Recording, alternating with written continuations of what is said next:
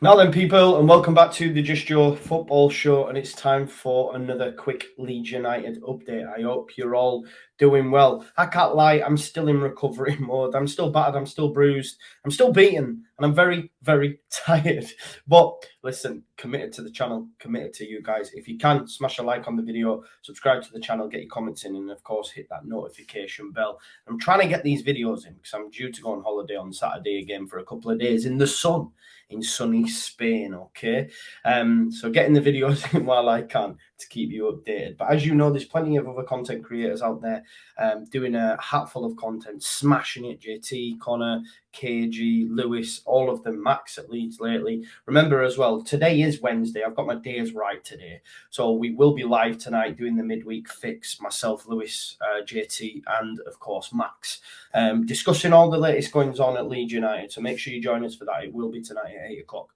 Quick update then. So first of all, before we discuss today's topic, today's hot topic, today's meaty topic that I'm going to try and do, give you quick updates and then discuss one specific point. Quick update on Calvin Phillips. So Calvin Phillips has made it clear to Victor Otta and Andrea Ratrazani that he wants to remain at Leeds this summer. Look, I spoke to you yesterday, those that watched the full video. I heard during my walk off a pretty reputable source that Calvin had just bought a home in the area, quite an expensive home, loves it at Leeds, wants to stay at Leeds, at least in the immediate future.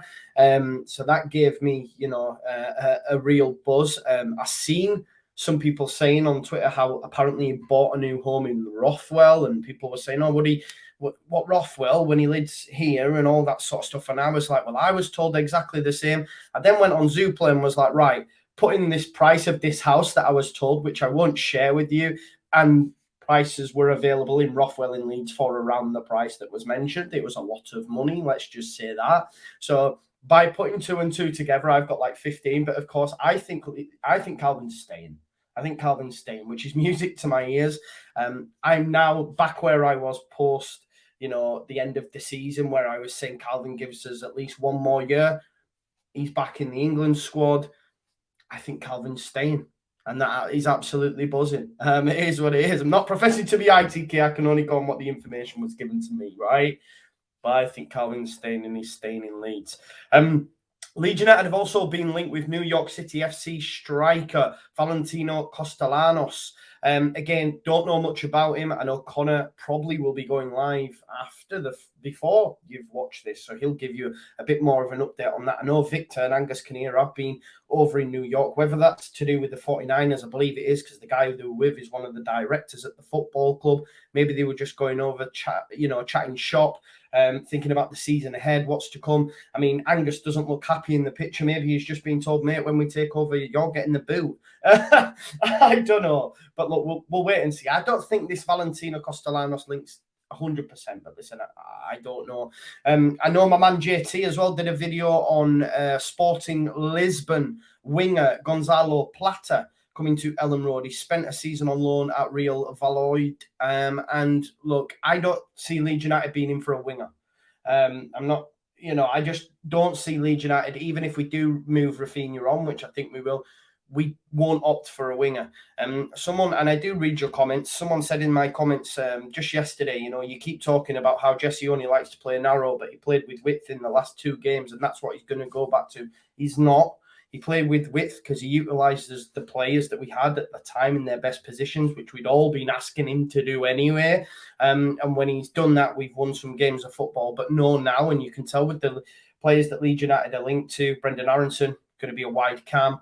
The right back, Rasmus Christiansen, again, not in the mould of an alien or someone that's going to maraud. He just does his job, you know what I mean? He does his job, and I just think the way that we're going in Jesse's ideals are not to play with width. So it doesn't make sense, even if Rafinha is going to then replace him with another winger, when you've got wingers at the club that may be surplus to requirements anyway. You've got Crescendo, Somerville, you've got Harrison, who can play more narrow. We've seen that, but I just don't see Leeds United being in the shop window for a winger. I may be wrong, just my thoughts. But now let's talk about today's hot topic. It is, of course, stalwart, soon to be great English centre-back, captain of Leeds United in the future, I do believe. Of course, it is Charlie Cresswell.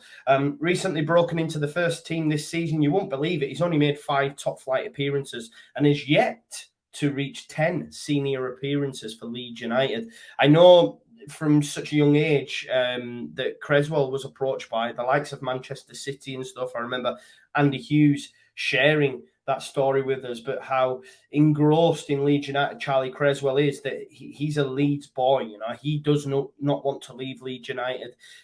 He lives and breathes Leeds. You know, I remember the playoff semi-final against Derby. He was in the crowd. You know, you can see the way that he celebrates and rejoices when Leeds United gets results. He gets Leeds. He is Leeds, right? But he's been on England duty. He's got his call up. He's in the England setup with the likes of Mike Guehi, with Conor Gallagher, that have had time away from their, you know, parent clubs this season and actually broken into the English first team, you know. And he's probably looking at players in and around that under-21 setup thinking, yo, I'm not getting game time here. Like, he was getting game time under Bielsa. Okay, it was sparingly, but one of the things, I'm not sure Jesse's big on Charlie Cresswell. Just because I remember the City game and Liam Cooper got injured, and instead of bringing on Charlie Cresswell, who was available, he moved Click and moved, you know, things around when you could have just opted for Charlie Cresswell. Charlie Cresswell's come out whilst on England duty and pressed about, you know, his current game time. He said, look, I plan to hold talks with Jesse Marsch over my future at the club. Now, that doesn't mean that he's opting for a move like permanent. My worry is, as a Leeds United fan, is if Charlie Cresswell goes out on loan, has a barnstormer, whether or not that's in the Championship, which I believe he will. Like, he goes to the Championship, he's an absolute rock. He becomes a stalwart. And what that does is really opens up other clubs' eyes to the prospect of bringing in Charlie Cresswell. I already know that from such a young age, he was somebody that a lot of the big clubs tracked because they seen what he was doing at youth level. We know that that's a thing. But look, on the flip side, now that Bielsa's no longer in charge, the landscape of how loans work at Leeds United is going to change. We know that previously, for example, Cody Drama pushed for a move. He was ostracised a little bit. I, with my Bielsa rose-tinted glasses on, said, okay, you know, if you don't want to be, you don't want to be here.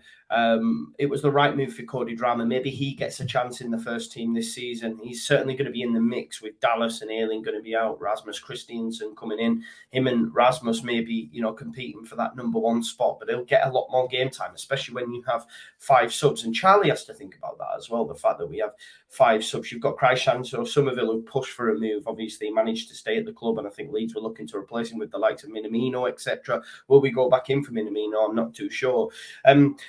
But what's clear is that Leeds United may look to loan players out now. You know, could Tyler Roberts be in that picture? I was speaking with a friend of mine this morning who says, look, I think we should look to move him on. I think Tyler still might have a job to do under Jesse Marsch. We'll have to wait and see on that. Let me know your thoughts on that, because I know that'll split opinion. But what's clear is, you know, Charlie Cresswell has in front of him Liam Cooper, Pascal Struijk, Diego Llorente and Robin Koch ahead of him in the pecking order. Whether you or not you agree with that, it's a different story. Like, a lot of Leeds fans might look at that and say, well, I'd rather have Pascal Struijk at left centre-back, and I'd rather have probably Robin Koch then Cresswell over a Llorente. It's going to be interesting how it develops, because what Charlie did say, he says, look, I'll do whatever Jesse or Victor say. I'm not really fussed. Just ultimately, I'd like to play football because I'm a footballer.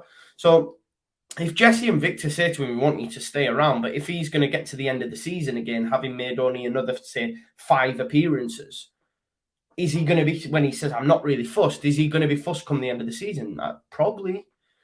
So it might mean that Cresswell does have to go on loan. I just think, for me, I don't want him to.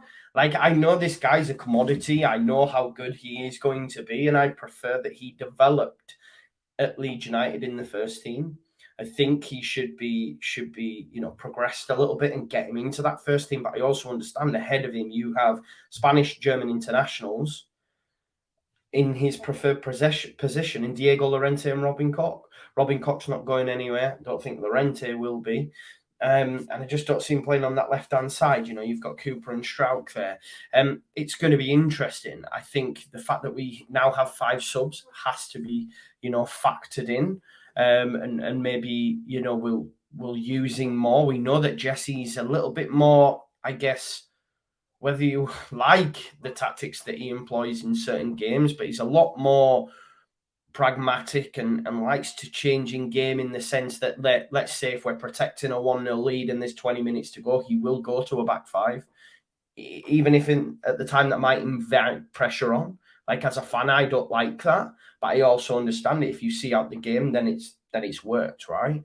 So that means there could be, more chances for Charlie. I just find it strange that I think if Bielsa was still in charge, I don't think these conversations would be being had, because I think Charlie seen a progression under Bielsa and probably felt that he was going to get more game time. And I think we've all discussed it on the midweek fix and when I've had live streams, is that maybe under Jesse he feels like he's regressed a little bit because of the game time's become less sparingly when we've needed him. So it's just something worth discussing. So I want to know your guys' thoughts in the comments. Charlie Cresswell loan out, keep. What's the plan? What's the plan? Thank you as always for watching my show, Just Your Football Show. Be live tonight with the rest of the midweek fix, lads. Just having a chat about everything concerning Leeds United. And I'll see you in a bit. Peace out. Leeds.